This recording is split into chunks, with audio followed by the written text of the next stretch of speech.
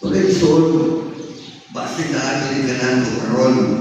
Gadugay ng kampo para sa usa ka anak, para sa usa ka asawa, ubada, dilikanan, igsuon o higala.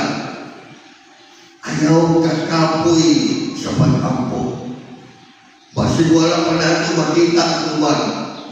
Pero ang naglihok na ng Ginoo sa paagi na wala natin para sa atin. But God really works in us. Kung usahay, dili na yun mag-usap sa Ginoo ang atong mga problema. Pero samtang nagulat ka, usahay, kita biya i-usap sa Ginoo.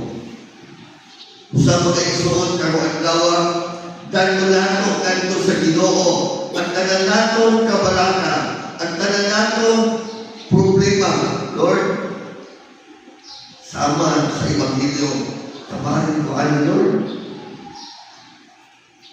Kung tayo, Ginoo, Lord, usahay dili na ko kasabot sa ako kinabuhi, pero usahay lang yapon ko sa imong pugba.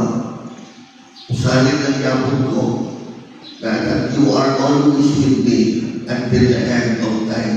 And that is His promise.